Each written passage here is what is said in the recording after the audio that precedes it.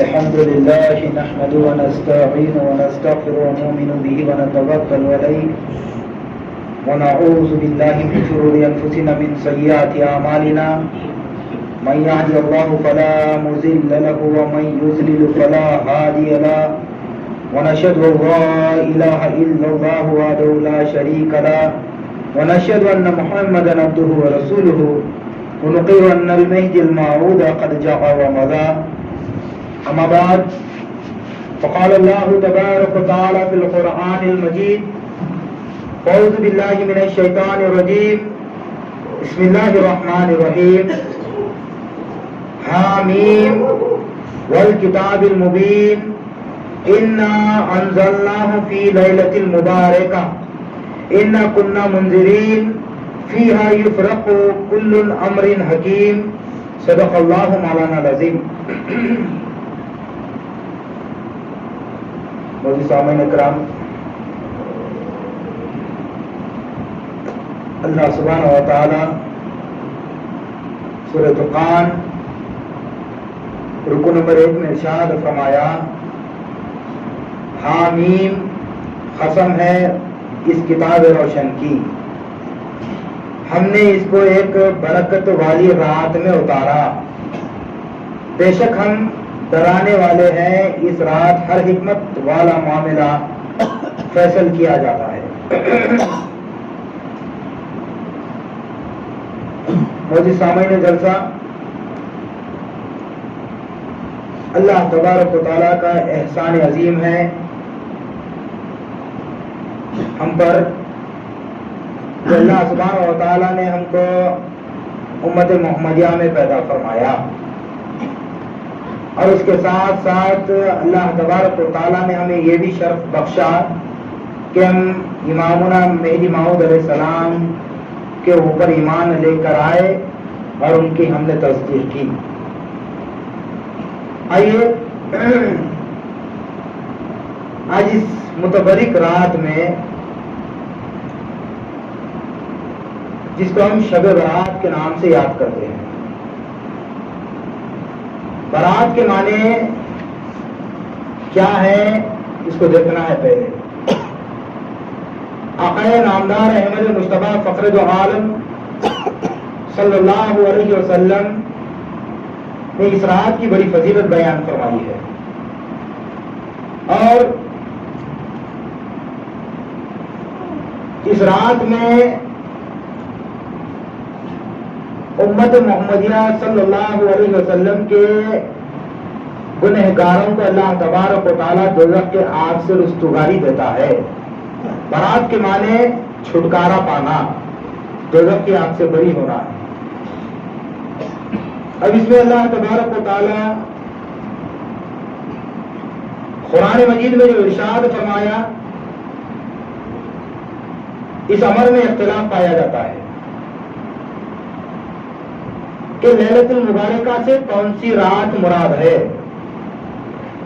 اکثر مفسرین کا یہی خیال ہے کہ وہ شب قدر ہے، مگر صاحب تفسیر حسینی فارسی نے اس آیت کی تفسیر ان الفاظ میں کی ہے، لیلۃ المبارکہ شب برات است، یعنی نیمہ شعبان است، و برکت او در نزول ملائکہ و عاجبت دعوت و فیصل اغذیہ و تقسیم نعمہ است. جلد 2 صفحہ 232 مطبوعہ. صاحب تفسیر حسینی فارسی بیان فرماتے ہیں، لیلۃ المبارکہ سے مراد 15ویں تاریخ شب برات ہے، اور وہ شب نصف شعبان ہے، یعنی 15ویں شعبان. اور اس رات میں ملائکہ کا نزول برکت کے ساتھ ہوتا ہے، اور اس رات میں دعائیں قبول ہوتی ہے، اور اسی رات میں اغذیہ کے فیصلے کیے جاتے ہیں اور نعمتیں تقسیم کی جاتی ہے. اللہ تبارک و تعالی ایک خاص شان کے ساتھ آسمانی دنیا پر نزول فرماتا ہے. اس رات میں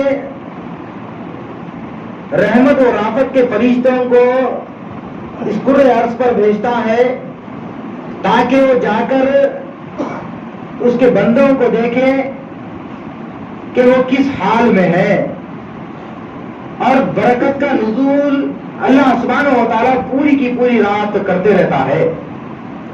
اس سلسلے میں ہم کو غور و فکر کرنا ہے کہ اللہ تبارک و تعالیٰ نعمتوں کی تقسیم فرما رہا ہے، پھر ان نعمتوں میں اللہ سبحانہ و تعالیٰ نے مسلمانوں کو سب سے بڑی نعمت کوئی عطا کی ہے تو وہ دولت ہے، جس کے متعلق اگر ہم یہ دیکھتے ہیں تو اللہ سبحانہ و تعالیٰ نے مسلمانوں کو توانگر بنایا اس دور میں، اور اللہ سبحانہ و تعالیٰ نے بھرپور مال انہیں عطا کیا۔ آیا دیکھنا یہ ہے کہ اس مال کو کس مقام پر ہم خرچ کر رہے ہیں، یا وہ گانے بجانے میں ہم اڑا کر اسے خرچ کر رہے ہیں، یا راہ خدا میں مساجد بنا کر ہم خرچ کر رہے ہیں۔ ہم کو دیکھنا یہ ہے تو معلوم کیا ہو رہا ہے کہ اللہ تبارک و تعالیٰ نے ہم کو بہت ساری بے شمار نعمتوں سے نوازا۔ ایک دور تھا کہ اس دور میں ہمارے پاس کھانے کے لیے کھانا میسر نہیں تھا، پہننے کے لیے بہترین لباس میسر نہیں تھا، مگر آج کل کے اگر ماحول پر نظر ڈالتے ہیں تو اللہ سبحانہ و تعالیٰ نے مسلمانوں کو توانگر بنایا اور دولت مند بنایا، اور اللہ سبحانہ و تعالیٰ کی نعمتوں میں سے ایک بہت بڑی نعمت اس کی دولت ہے۔ پھر آئیے اس سلسلے میں ہم یہ دیکھتے ہیں کہ اس نعمت کو ہم کس مقام پر خرچ کر رہے ہیں اور کس مقام سے ہم اسے کما رہے ہیں۔ اللہ سبحانہ و تعالیٰ قرآن مجید میں ارشاد فرمایا ثم تسألون یومئذ عن النعیم، سورہ تکاثر میں اللہ تبارک و تعالیٰ یہ بیان فرماتا ہے پھر تم سے قیامت کے دن نعمتوں کے متعلق باز پرس ہوگی اللہ تبارک و تعالیٰ کے پاس کہ اس پیسے کو تم نے کس مقام پر خرچ کیا، جب میں نے تم کو عطا کیا تو اس کو کس مقام پر خرچ کیا اور کہاں سے کمایا، کیسے کمایا، اور اسے کس مقام پر تم نے لگایا۔ اس کے متعلق اللہ تبارک و تعالیٰ قیامت کے دن ہم سے سوال کرے گا۔ اگر مساجد کے لیے ہم ایک جانماز بچھاتے ہیں، جب تک وہ جانماز پھٹتا نہیں ہے اسے ثواب جاریہ رہتا ہے، اس میں لوگ نماز پڑھتے رہتے ہیں اور اسے ثواب جاریہ ملتے رہتا ہے اللہ سبحانہ و تعالیٰ کی طرف سے۔ پھر آئیے اس سلسلے میں ہم یہ بھی دیکھتے ہیں کہ مجھے حدیث مبارکہ یاد آ رہی ہے، حضرت عثمان غنی رضی اللہ تعالیٰ عنہ، ایک یہودی کا کنواں بک رہا تھا، نبی کریم فخر عالم صلی اللہ علیہ وسلم نے ارشاد فرمایا اس کنویں کو کون خریدے گا؟ حضرت عثمان غنی رضی اللہ تعالیٰ عنہ آگے بڑھ کر آتے ہیں اور ارشاد فرماتے ہیں کہ یا رسول اللہ صلی اللہ علیہ وسلم، میرے ماں باپ آپ پر سے قربان، یہ کنواں میں خریدوں گا اور امت کے لیے وقف کر ڈالوں گا۔ نبی پاک صلی اللہ علیہ وسلم نے ارشاد فرمایا جب تک یہ کنواں موجود ہے لوگ اس سے پانی پیتے رہیں گے، سیراب ہوتے رہیں گے، جب تک تو زندہ ہے جب بھی ثواب ملے گا تیرے مرنے کے بعد بھی ثواب جاری رہے گا۔ یہ ثواب منقطع ہونے والا نہیں ہے اور یہ ثواب جاری و ساری رہے گا، آپ نے ارشاد فرمایا۔ پھر آئیے سلسلے میں ہم یہ بھی دیکھتے ہیں کہ اللہ تبارک و تعالیٰ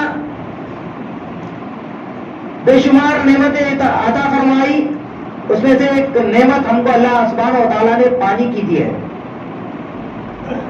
پانی ایک ایسی نعمت ہے کہ اگر پانی ہمیں نہیں ملے ایک دن یا 2 دن یا 3 دن تو انسان مر سکتا ہے، کھانا اگر 8 دن نہیں ملے تو جی سکتا ہے۔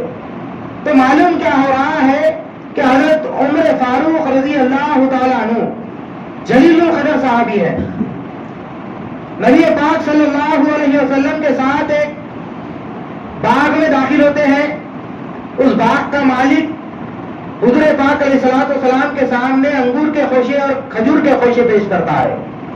سامنے جب لا کر رکھتا ہے حضور پاک علیہ السلام خود تناول فرماتے ہیں اور لوگوں کو بھی تقسیم فرماتے ہیں. اس باغ کے کنویں میں کھجور اور انگور تناول فرمانے کے بعد حضرت عمر فاروق رضی اللہ تعالیٰ عنہ اترتے ہیں اور اپنے ہاتھوں میں پانی لیتے ہیں.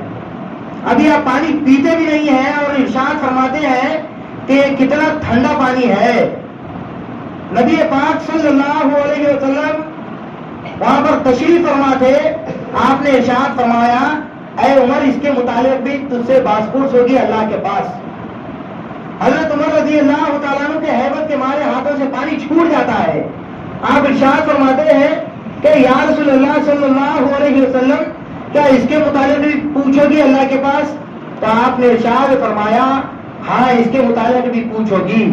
اگر تو اللہ کا شکر بجا لا کر پیے گا تو اللہ سبحانہ و تعالیٰ تجھ سے سوال نہیں کرے گا. اگر ناشکر اپن کر کے تو اگر استعمال کرے گا تو اللہ سبحانہ و تعالیٰ اس کے متعلق باز پرس کرنے والا ہے. ایک دور تھا کہ دور دراز مکان سے کنویں سے پانی لایا جاتا اور بچوں کو یہ کہا جاتا کہ پانی دیکھ کر خرچہ کرو کیونکہ بڑی محنت سے ہم پانی لے کر آئے ہیں. آج ہر گھر پانی ہو گیا، نل ہو گیا تو ہم پانی کو بہاتے رہتے ہیں. کیا اس کی اللہ سبحانہ و تعالیٰ کے پاس پوچھ نہیں ہوگی؟ ضرور ضرور اللہ تبارک و تعالیٰ پوچھنے والا ہے. اب آئیے اس سلسلے میں بھی دیکھتے ہیں کہ اس متبرک رات میں اعمال صالحہ کیا ہے جس کے متعلق اللہ تبارک و تعالیٰ نے قرآن مجید میں ارشاد فرمایا ان الذین آمنوا وعملوا الصالحات لهم جنات النعیم خالدین فیہا وعد اللہ حقا.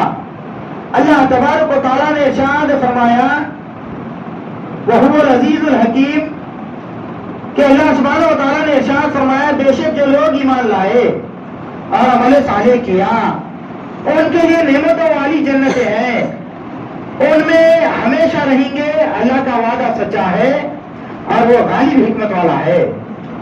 اللہ سبحانہ و تعالیٰ جنت کو عمل صالح پر موقوف رکھا ہے. عمل صالح پر جب جنت کو اللہ سبحانہ و تعالیٰ نے موقوف رکھا ہے تو عمل صالح ہم کو غور و فکر کرنا ہے. اب 2023 سے 2024 کا سال شروع ہو گیا. ایک سال کا ہمارا پورا رجسٹر تیار ہو کر اللہ تبارک و تعالیٰ کی بارگاہ میں پہنچنے والا ہے.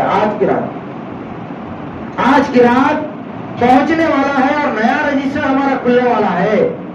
تو سال بھر ہم کیا کام کیے، کتنے عمل صالح کیے، کتنے نیک کام کیے، کتنی نمازیں پڑھے ہیں، کتنے روزے رکھے ہیں، کتنا ذکر اور فکر کیے ہیں، کتنا قرآن کی تلاوت کیے ہیں، ان تمام کے تعلق سے اس رجسٹر میں درج کر دیا گیا کہ کون سا بندہ کتنی عبادت کیا ہے اللہ پاک کی اور کون سا بندہ کتنا دنیا میں منہمک رہا اور دنیا کے کاموں میں مشغول رہا اور اللہ سبحانہ و تعالیٰ سے دور رہا. ان تمام چیزوں کو درج کر دیا گیا اور اللہ تبارک و تعالیٰ کی بارگاہ میں اس رجسٹر کو پہنچایا جائے گا آج کی رات. آج کی رات کرامین کاتبین جو ہمارے کاندھوں پر بیٹھے ہوئے ہیں وہ ہر چیز کو درج کر رہے ہیں. امامنا مہدی موعود علیہ السلام کے اصحاب میں سے ایک صحابی نے ہاتھ میں لکڑی لے کر توڑ رہے تھے. حضرت امامنا مہدی موعود علیہ السلام کا گزر وہاں سے ہوا تو آپ نے پوچھا کہ بھائی برادرم آپ کیا عمل کر رہے ہو؟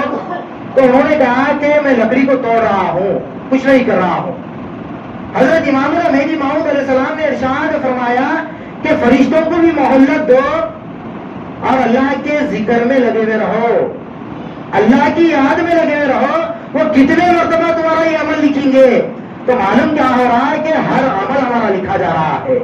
اللہ کی بارگاہ میں ایک ایک لمحہ، ایک ایک سیکنڈ کا عمل لکھا جا رہا ہے تو وہ اللہ کی بارگاہ میں پیش کیا جائے گا آج کی رات.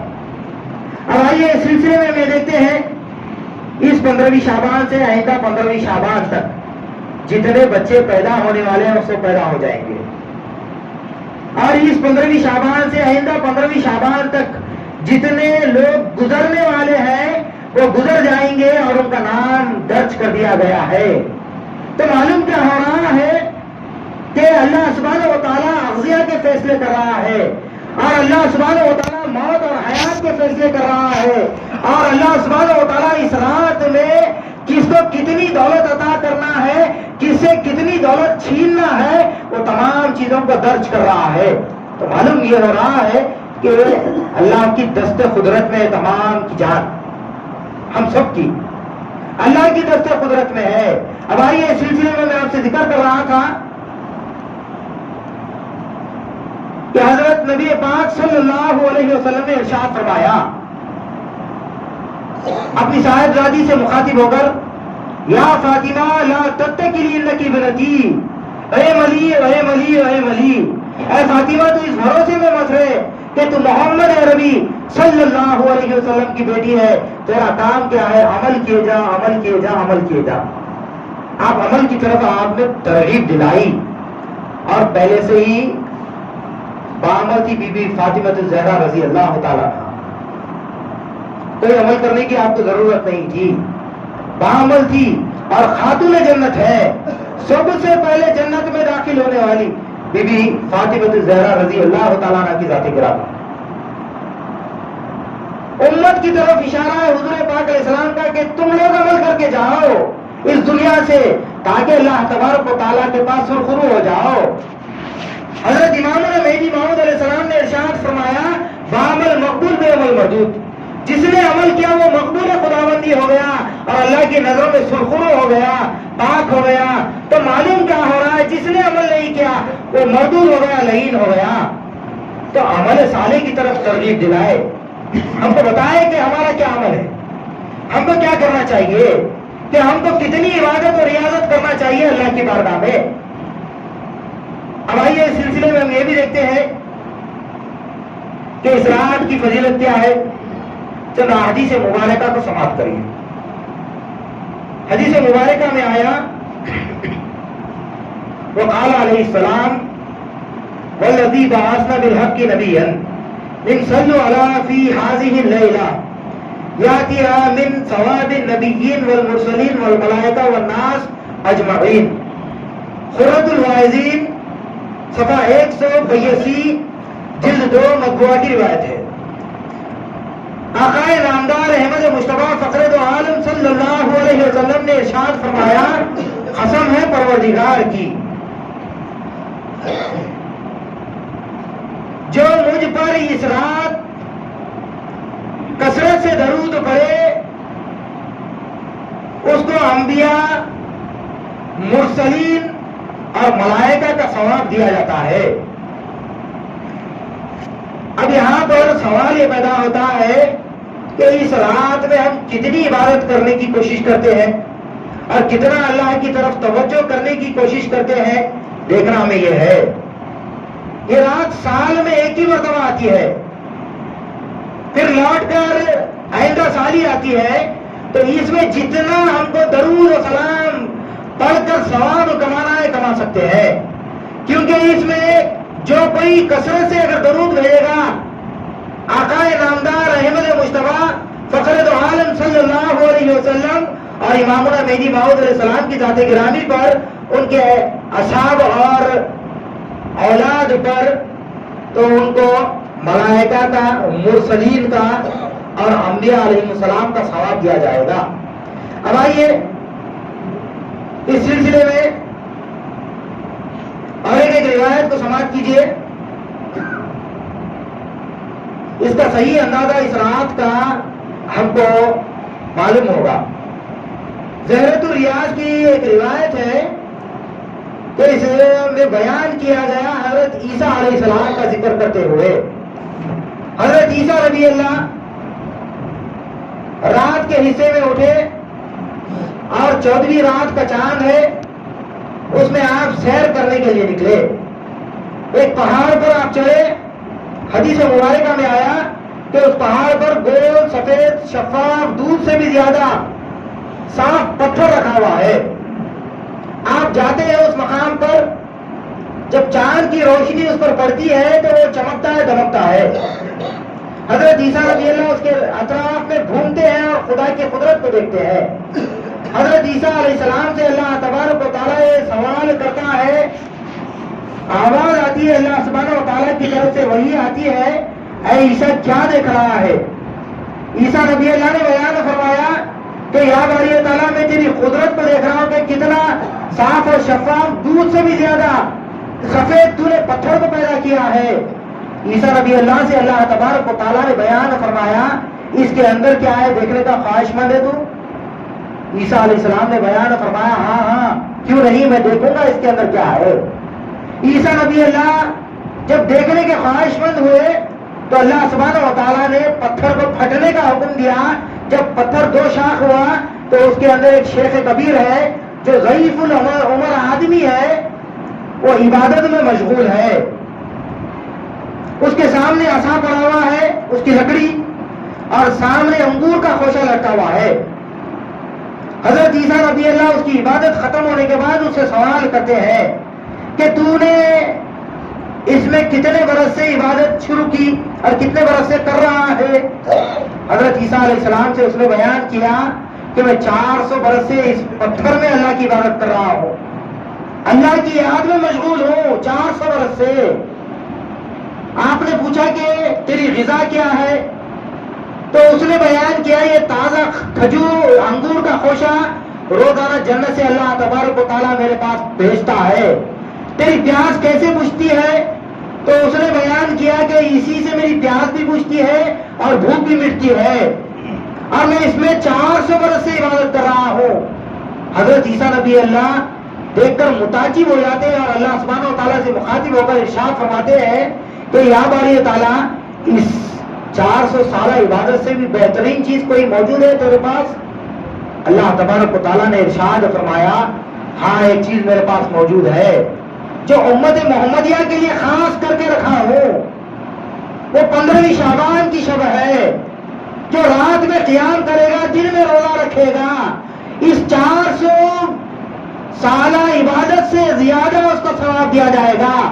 تو معلوم کیا ہو رہا ہے کہ رات میں قیام کرنا اور دن میں روزہ رکھنا اس 400 سالہ عبادت سے زیادہ افضلیت ہے، اس سے زیادہ اس کی افضلیت بیان کی گئی۔ حضرت عیسیٰ نبی اللہ اس وقت سن کر اللہ سبحانہ و تعالیٰ سے مخاطب ہو کر ارشاد فرماتے ہیں کہ یا باری تعالیٰ مجھے امت محمدیہ میں شامل کر لے۔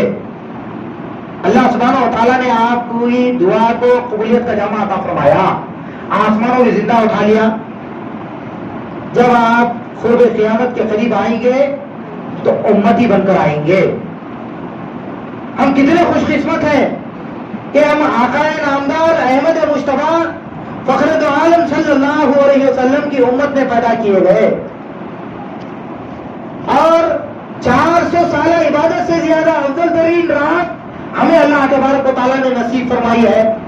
تو معلوم کیا ہو رہا ہے کہ اس کے لیے عیسیٰ نبی اللہ دعا کرتے ہیں کہ اللہ تبارک و تعالیٰ مجھے تو امت محمدیہ میں شامل کر لے، آسمانوں میں زندہ اٹھا لیا، جب آپ لوٹ کر آئیں گے واپس تو امتی بن کر آئیں گے۔ اب آئیے اس سلسلے میں ہم دیکھتے ہیں چند احادیث مبارکہ کو سماعت کیجیے۔ اس رات کی فضیلت کیا ہے اور اہمیت کیا ہے؟ حضرت علی ابن ابی طالب رضی اللہ تعالیٰ عنہ سے حدیث مروی ہے، عن علی ابن ابی طالب رضی اللہ تعالیٰ قال قال رسول اللہ صلی اللہ علیہ وسلم اذا كانت ليلة النصف من شعبان فقوموا ليلها وصوموا نهارها فإن الله ينزل فيها لغروب الشمس إلى سماء الدنيا فيقول على من مستغفر لي فأغفر له، على مستغرق فأرزقه، على مبتليا فعافية، على كذا حتى يطلع الفجر۔ یہ ابن ماجہ جلد اول صفحہ 688 مطبوعہ کی روایت ہے۔ حضرت علی ابن ابی طالب رضی اللہ تعالیٰ عنہ بیان فرماتے ہیں، آج حضرت نبی پاک صلی اللہ علیہ وسلم نے ارشاد فرمایا جب شعبان کے مہینے کی نصف رات یعنی کہ 15ویں شعبان آتی ہے تو آپ ارشاد فرماتے ہیں کہ رات کو قیام کرو، عبادت کرو، اور اس کے دوسرے دن روزہ رکھو، اس لیے کہ اللہ تعالیٰ اس رات کو ایک خاص شان کے ساتھ آسمانی دنیا پر نزول کرتا ہے۔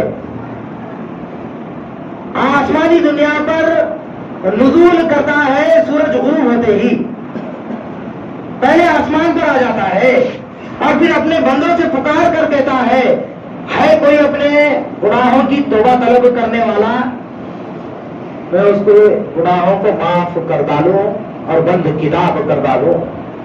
پھر اللہ سبحانہ و تعالیٰ پکار کر کہتا ہے کہ ہے کوئی مجھ سے رزق کا طلبگار، روٹی کا طلبگار، دنیا کی نعمتوں کا طلبگار، تو میں اسے نعمتیں عطا کر دوں، رزق عطا کر ڈالوں۔ ہے کوئی مجھ سے بیماری کا شفایاب ہونے والا کہ میں اس کی بیماری کو دور کر ڈالوں۔ الا قضا حتی یطلع الفجر، ہے کوئی ایسا یہاں تک کہ فجر طلوع ہو جاتی ہے، صبح صادق ہو جاتی ہے، اللہ سبحانہ و تعالیٰ رات بھر پکارتے رہتا ہے، ایک خاص شان کے ساتھ آسمانی دنیا پر نزول کرتا ہے۔ پھر آئیے دوسری حدیث کو سماعت کیجیے۔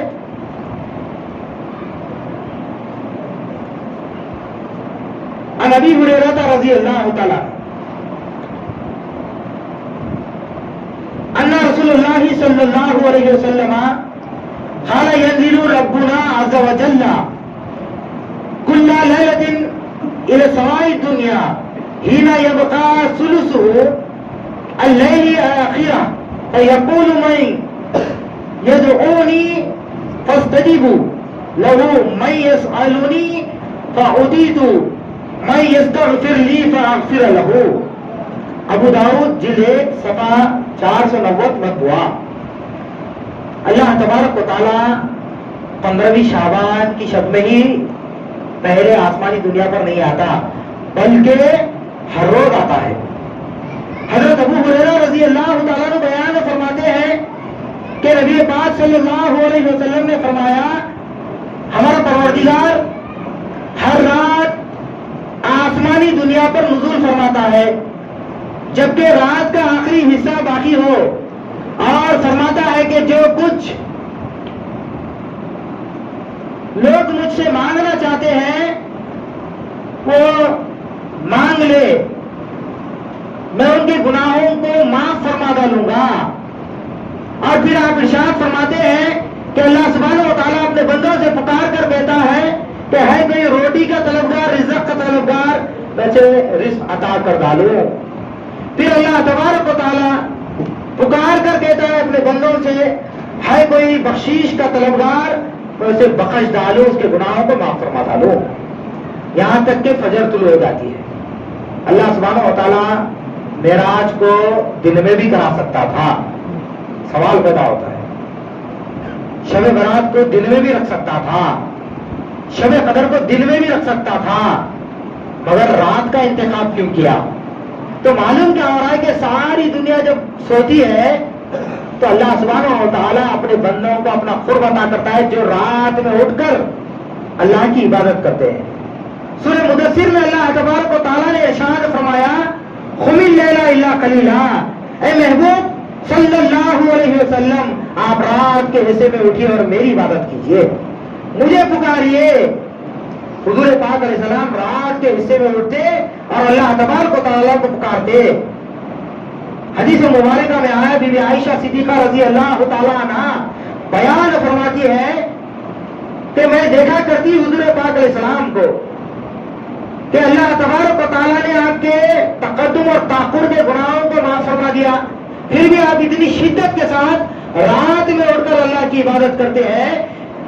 یہ تورم بھی قدم ہی کے الفاظ آئے کہ آپ کے پیروں پر سوج آ جاتی، جم جاتی سوج، پیر سوج جاتے تھے اور رات بھر اللہ تبارک و تعالیٰ کی عبادت میں مشغول رہتے اور امتی امتی پکارتے۔ معلوم کیا ہو رہا ہے کہ امت کے لیے آپ نے دعا فرمائی ہے، تو ہم کو چاہیے کہ حضور پاک علیہ السلام کو آئیڈیل بنا کر اپنی زندگی کو ہم گزاریں۔ اب آئیے سلسلے میں دیکھتے ہیں اس رات کی فضیلت کیا ہے اور ایک حدیث کو سماعت کیجیے۔ عن عائشہ رضی اللہ تعالی عنہا قالت فقدت نبی صلی اللہ علیہ وسلم ذات لیلۃ فخرجت اطلبه فاذا هو بالبقيع رافع راسه الى السماء الدنيا فقال رايا عائشة أكنت تخافين أن يحف الله عليك ورسوله قالت قد قلت وما بي ذلك ولكني ظننت أنك أتيت بعض نسائك فقال إن الله تعالى ينزل ليلة النصف من شعبان إلى السماء الدنيا فيغفر له لأكثر من عدد شعر غنم قلب. ابن ماجہ جلد اول صفحہ 688 میں ہوا. ام المومنین بی بی عائشہ صدیقہ رضی اللہ تعالیٰ عنہ بیان فرماتی ہے کہ ایک رات نبی پاک صلی اللہ علیہ وسلم کو میں نے اپنے بستر پر نہیں پایا اور میں تلاش کی. حضور پاک علیہ السلام اپنے بستر پر موجود نہیں تھے تو میں نے تلاش کرنے کے لیے باہر نکلی تو میں نے پایا حضور پاک علیہ السلام کو جنت البقیع میں. آپ آسمانی دنیا کی طرف ہاتھ اٹھائے ہوئے ہیں اور دعا و استغفار کر رہے ہیں مسلمانوں کے عام قبرستان میں جنت البقیع میں. حضور پاک علیہ السلام کو ڈھونڈتے ہوئے آپ پہنچتی ہیں. نبی کریم فخر دو عالم صلی اللہ علیہ وسلم ارشاد فرماتے ہیں اے عائشہ تو یہ گمان کرتی تھی خیال کرتی تھی آج کی باری کا دن تیرا کوئی دوسری بیوی کے پاس میں جاؤں گا تو آپ نے ارشاد فرمایا کہ یا رسول اللہ صلی اللہ علیہ وسلم میرے ماں باپ آپ پر سے قربان میں ایسا خیال نہیں کی. آپ بستر پر مجھے نہیں ملے تو تلاش کرنے کی نیت سے میں نکلی کہ آپ کہاں پر گئے ہیں دیکھنے کے لیے تو آپ مجھے جنت البقیع میں ملے. بی بی عائشہ صدیقہ رضی اللہ تعالی عنہا سے آپ مخاطب ہو کر ارشاد فرماتے ہیں اے عائشہ تو جانتی ہے کون سی رات ہے؟ تو بی بی عائشہ رضی اللہ تعالی عنہا بیان فرماتی ہے اللہ اور اللہ کا رسول بہتر جانتا ہے. پھر آپ نے ارشاد فرمایا یہ وہ رات ہے 15ویں شعبان کی شب ہے جس میں اللہ تبارک و تعالیٰ بنو کلب کی بکریوں کے بالوں کے اتنے گنہگاروں کو بخشتا ہے دوزخ کی آگ سے رستگاری دیتا ہے اور میں ان کی مغفرت کے لیے دعا کرنے کے لیے جنت البقیع میں داخل ہوا ہوں. تو معلوم کیا رہا ہے کہ سنت نبوی ہے کہ ہمارے قبرستانوں کو جاتے ہیں جا کر دعا و استغفار کرتے ہیں وہاں پر پہنچ کر دعا و استغفار کرتے ہیں اپنے مرحومین کے حق میں. اب آئیے اس سلسلے میں دیکھتے ہیں اور ایک روایت کو سماعت کیجیے.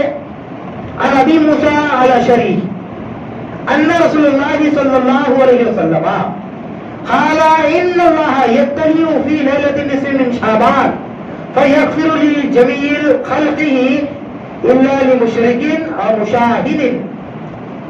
ابن ماجہ جلد 1 صفحہ 688 میں ہوا. ابو موسیٰ اشعری رضی اللہ تعالیٰ عنہ سے روایت ہے کہ نبی پاک صلی اللہ علیہ وسلم نے فرمایا بے شک اللہ تعالیٰ برآمد ہوتا ہے یعنی کہ آسمانی دنیا پر نزول کرتا ہے پہلی آسمانی دنیا پر شعبان کی 15ویں رات کو اپنے سارے بندوں کو بخش دیتا ہے مگر مشرک کو اور آپ نے ارشاد فرمایا کہ بغض رکھنے والے کو اور ماں باپ کا نافرمان اور شرابی کو اللہ تبارک و تعالیٰ اس رات میں نہیں معاف فرماتا. 4 اشخاص کو نہیں معاف فرماتا بلکہ 100 کو اللہ تبارک و تعالیٰ معاف فرما دیتا ہے اور بخش دیتا ہے. حدیث مبارکہ میں آیا ابن عمر رضی اللہ تعالیٰ عنہ بیان فرماتے ہیں کہ 5 راتوں میں اللہ تبارک و تعالیٰ بندوں کی دعاؤں کو رد نہیں فرماتا بلکہ قبول کرتا ہے. آپ نے بیان فرمایا جمعے کی رات جس میں دعاؤں کو قبولیت کا جامع عطا کرتا ہے اللہ سبحانہ و تعالیٰ. رجب کی پہلی رات شب برات کی رات اور عیدین کی 2 راتیں یعنی کہ عید الاضحیٰ عید الفطر اس میں جو دعا مانگتا ہے اللہ تبارک و تعالیٰ کی بارگاہ میں، ان سے دعاؤں کو اللہ قبول کرتا ہے۔ اب آئیے اس سلسلے میں دیکھتے ہیں مصنف عبدالرزاق جلد 4 صفحہ 317 پر یہ بیان فرماتے ہیں، ان 5 راتوں میں اللہ تبارک و تعالیٰ اپنے بندوں کے دعاؤں کو قبول فرماتا ہے۔ حضرت عبد القادر جیلانی رضی اللہ تعالیٰ عنہ بیان فرماتے ہیں غنیۃ الطالبین میں، جو بڑی مشہور و معروف کتاب ہے آپ کی، صفحہ 329 پر آپ ارشاد فرماتے ہیں شعبان 5 حروف کا مجموعہ ہے، شین عین با الف نون، شعبان 5 حروف کا مجموعہ ہے۔ اس میں اللہ تبارک و تعالیٰ نے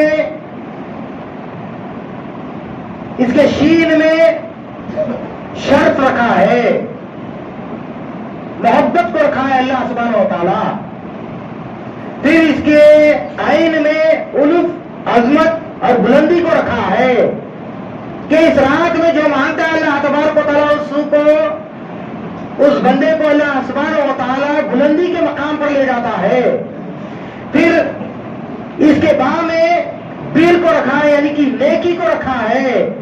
پھر اللہ سبحانہ و تعالیٰ نے اس کے الف میں الفت اور عظمت کو رکھا ہے، پھر اس کے نون میں اپنے نور کو رکھا ہے۔ تو معلوم کیا ہو رہا ہے کہ یہ ساری کی ساری رات پر نور رہتی ہے اور یہ نورانی محفل جمع ہے۔ یہ کس کے سلے میں ہے؟ یہ آقا نامدار احمد مصطفیٰ فخر دو عالم صلی اللہ علیہ وسلم کے سلے میں ہم کو یہ رات ملی ہے۔ یہ بڑی متبرک رات ہے۔ اللہ تبارک و تعالیٰ اس رات میں جو اپنے ماں باپ کا نافرمان رہتا ہے اسے نہیں بخشتا۔ اب آئیے اس سلسلے میں یہ دیکھتے ہیں، حدیث مبارکہ میں آیا کہ نبی پاک صلی اللہ علیہ وسلم ارشاد فرماتے ہیں کہ جب شب معراج ہوئی، آپ جنت کی سیر کر رہے تھے حضور پاک علیہ السلام، تو وہاں پر بہترین لہن کے اندر قرآن کی آواز آپ نے سماعت کی۔ حدیث مبارکہ میں آیا کہ جبرائیل امین علیہ السلام سے مخاطب ہو کر پوچھتے ہیں، اے جبرائیل، جنت میں اتنا بہترین لہن کے ساتھ کون قرآن پڑھ رہا ہے؟ تو آپ نے ارشاد فرمایا کہ وہ تو حارثہ بن نعمان ہے۔ آپ نے ارشاد فرمایا حضور پاک علیہ السلام نے، ارے وہ تو دنیا میں زندہ ہے، اس کی آواز یہاں پر کیسے آ رہی ہے جنت میں؟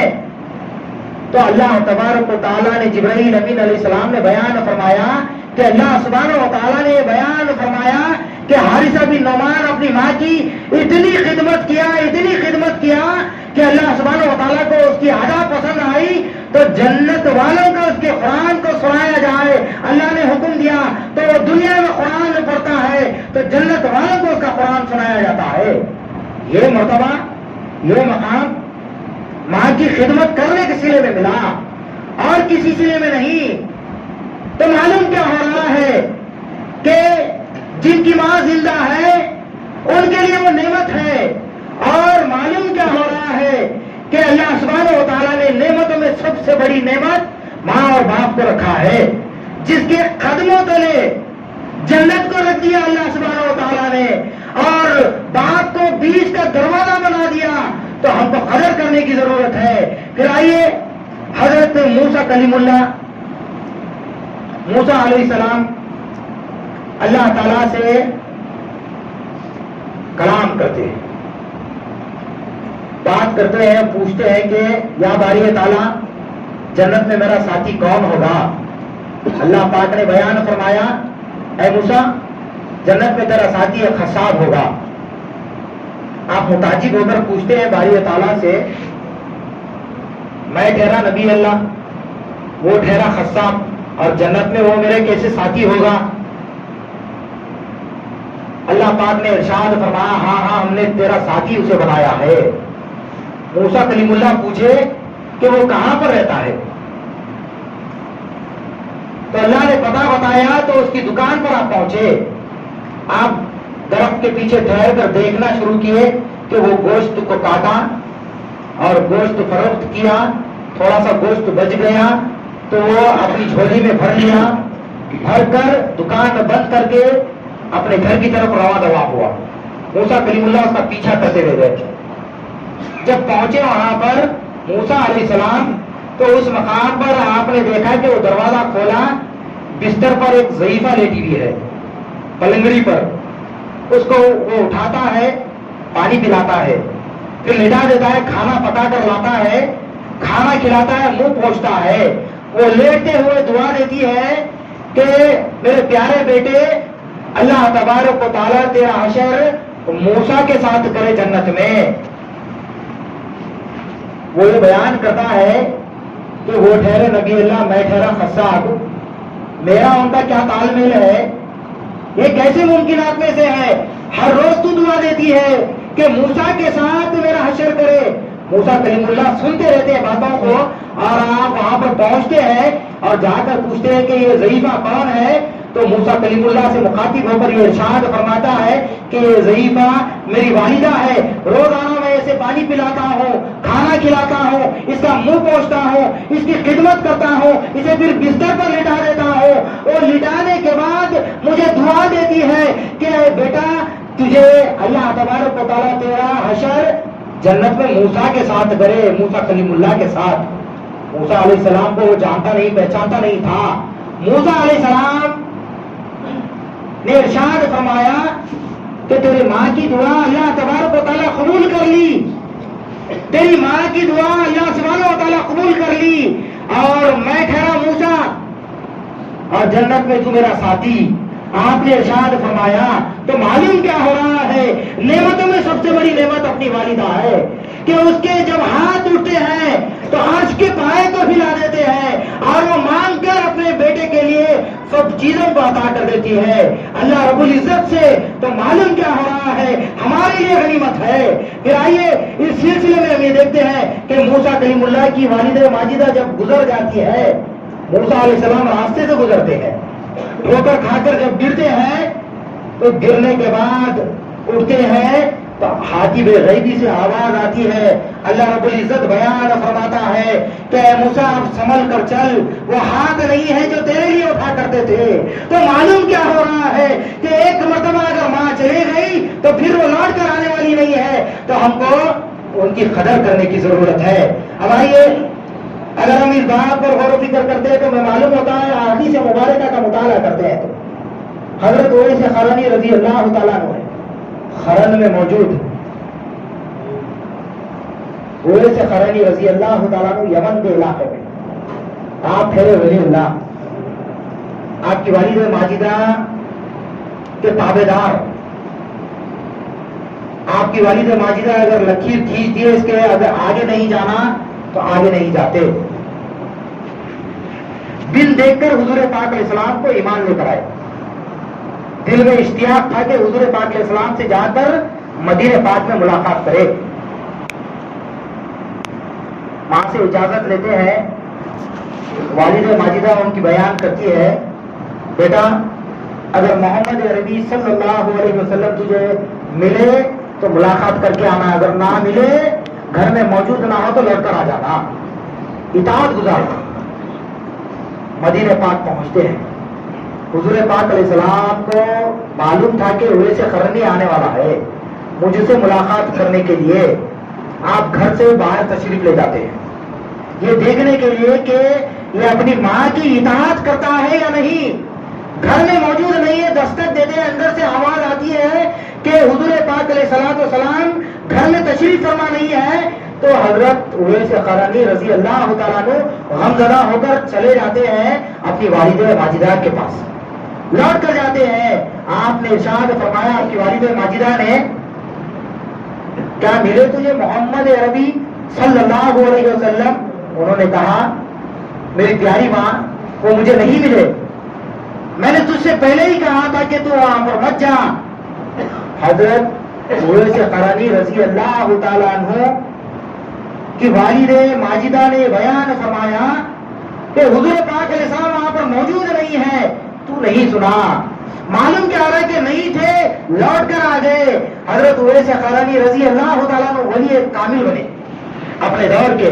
حضور پاک علیہ السلام اپنا پیراہن اتار کر دیے حضرت علی علیہ السلام کو اور حضرت عمر فاروق رضی اللہ تعالیٰ عنہ کو، اور آپ نے ارشاد فرمایا یہ جاؤ جا کر اویس قرنی کو دو، اس سے کہنا کہ محمد عربی نے صلی اللہ علیہ وسلم نے بھیجا ہے، یہ پہن کر میری امت کی مغفرت کے لیے دعا کرے، امت کی مغفرت کے لیے دعا کرے۔ یہ رتبہ، یہ مقام، یہ ولایت یہ کس کے سلے میں ملی؟ وہ ماں کے خدمت کے سلے میں ان کو اللہ تبارک و تعالیٰ نے عطا فرما دی۔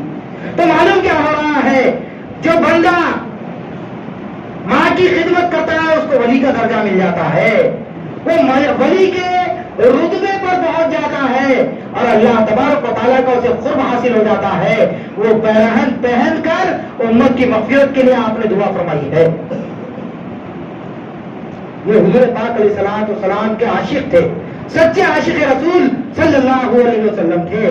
پھر آئیے حدیث مبارکہ میں آیا، نبی پاک صلی اللہ علیہ وسلم ارشاد فرماتے ہیں، آپ نے ارشاد فرمایا کہ اگر میری ماں زندہ ہوتی، میں عشاء کی نماز پڑھا رہا ہوتا، اگر میری ماں چلمن ہٹا کر پکارتی بیٹا محمد صلی اللہ علیہ وسلم، تو میں نماز توڑ کر چلے جاتا اپنے ماں کے بلانے پر۔ اور حضور پاک علیہ السلام اپنی والدہ ماجدہ کے پاس ان کی مزار اقدس پر جا کر گریہ وزاری کرتے روتے ہیں اپنی والدہ ماجدہ کو یاد کر کے۔ تو معلوم کیا ہو رہا ہے کہ حضور پاک علیہ السلام نے ارشاد فرمایا کہ اگر میری ماں زندہ ہوتی، اگر مجھے وہ بلاتی، میں حالت نماز میں ہوتا، تو میں نماز کو توڑ کر میری ماں کی آواز پر لبیک کہتے ہوئے چلے جاتا۔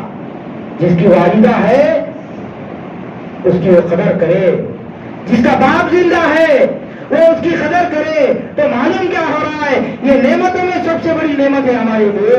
جس کے ہاتھ اٹھتے ہیں تو عرش کا پایہ ہلا دیتے ہیں، اور جو مانگنا ہے وہ اپنے بیٹے کے لیے مانگ کر دے دیتی ہے۔ تو معلوم یہ ہو رہا ہے کہ اللہ سبحانہ و تعالیٰ اس رات میں ان لوگوں کو نہیں بخشتا جو شرابی ہے، ان لوگوں کو نہیں بخشتا جو اپنے ماں باپ کا نافرمان ہے، ان لوگوں کو نہیں بخشتا جو اس رات میں اللہ تبارک و تعالیٰ اس کو نہیں بخشتا کہ جو بندہ اپنے مومن بھائی کے متعلق غیبت کرتا ہے، اور اس کو بھی نہیں بخشتا جو مشرک ہے، جو راہ خدا میں شرک کرتا ہے، اس کو بھی نہیں بخشتا اللہ سبحانہ و تعالیٰ۔ ان چار اشخاص کو نہیں بخشتا بلکہ سب کو اللہ تبارک و تعالیٰ معاف فرماتا ہے۔ ایک خاص شان کے ساتھ آسمانی دنیا پر وہ نزول جلال کر رہا ہے۔ سورج غروب ہوتے ہی آ گیا آسمانی دنیا پر، اپنے بندوں کو پکار رہا ہے، اور وہ جو بندے مانتے ہیں اللہ سبحانہ و تعالیٰ انہیں عطا کرنے کے لیے بیٹھا ہے، عطا کرنے کے لیے بیٹھا ہے۔ جو جاگتے ہیں وہ پاتے ہیں، جو سوتے ہیں وہ کھوتے ہیں۔ تو معلوم کیا ہو رہا ہے کہ اس کو غنیمت جاننا ہے کہ یہ 15ویں شعبان آئندہ ہمیں ملے گی یا نہیں، ہمیں کچھ پتا نہیں ہے، کچھ خبر نہیں ہے، ہم کو معلوم نہیں ہے کہ ہمارے گھر میں شادی ہے کہ موت واقع ہونے والی ہے ہماری، ہم کو معلوم نہیں ہے، ہم گھر بنا رہے ہیں ہمارے موت واقع ہونے والی ہے، ہمیں پتا نہیں ہے۔ یہ درج کر دیا گیا، لکھ دیا گیا کہ کس کے رزق میں بڑھوتری کر دی جائے، کس کے رزق میں کمی کر دی جائے، اور کس کو اولاد نصیب کی جائے، کس کو بے اولاد رکھا جائے، اور اللہ سبحانہ و تعالیٰ کس کے گناہوں کو معاف کر ڈالے، یہ سب اللہ سبحانہ و تعالیٰ لکھ دیا۔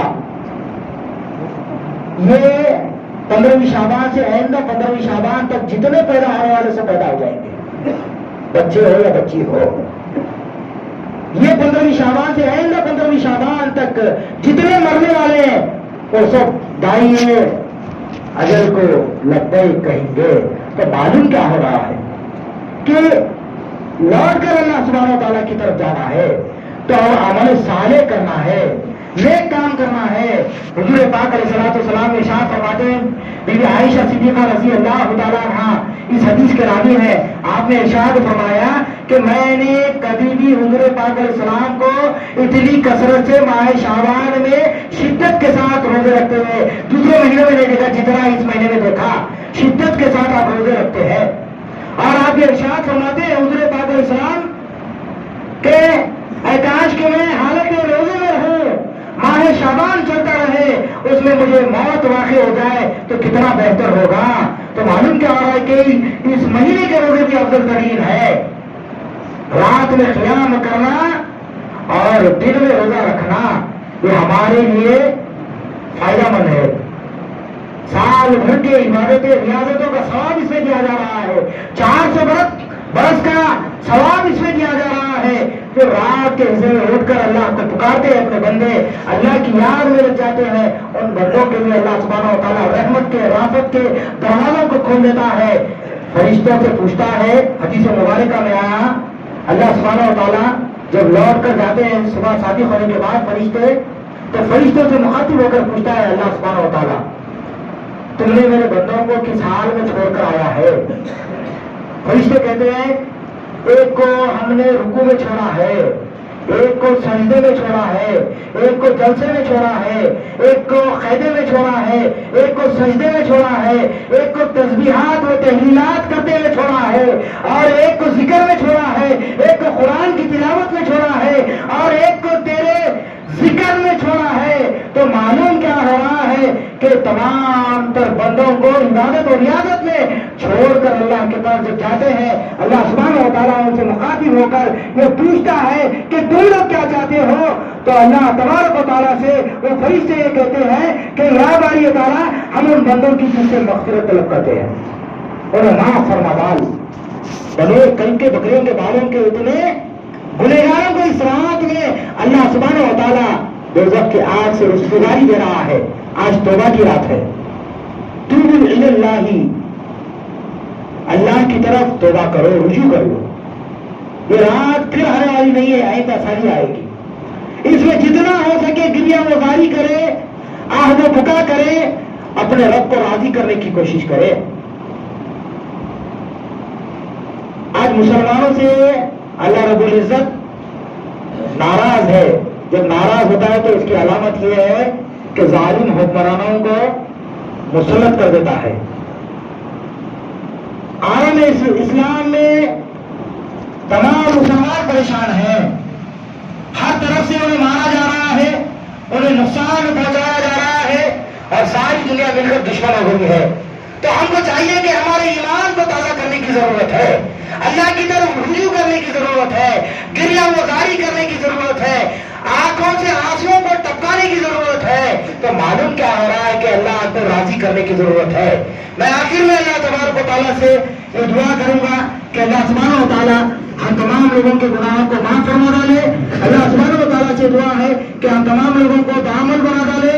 اللہ تبارک و تعالیٰ سے دعا ہے کہ ہمارے سال بھر کے عبادتیں, ریاضتیں, ذکر فکر جو کچھ ہم نے کیے ہیں, ٹوٹی پھوٹی عبادتیں کی ہیں, اس کو اللہ تبارک و تعالیٰ قبولیت کا جمع عطا فرمائے.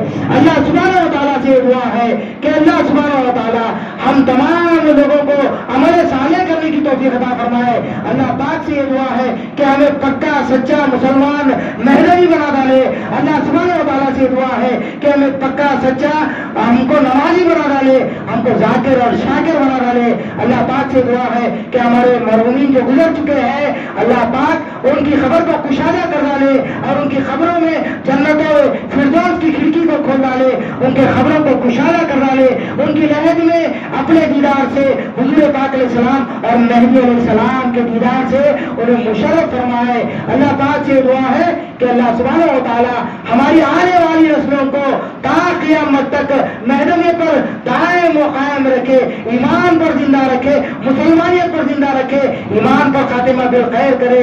جو لا اولاد ہیں اللہ تبارک و تعالیٰ انہیں صاحب اولاد بنا ڈالے. جو پریشان حال ہے اللہ پاک ان کے پریشانیوں کو دفع فرمائے. جو بیمار ہیں ان کو شفا یاب کر ڈالے. اللہ پاک سے دعا ہے کہ جو جس حال میں پریشانی کے ہیں ان کے پریشانیوں کو اللہ پاک دور فرمائے. اللہ پاک سے دعا ہے کہ اس دار دنیا میں اور آخرت میں اپنے دیدار سے مشرف فرمائے. وآخر دعوانا الحمدللہ رب العالمین.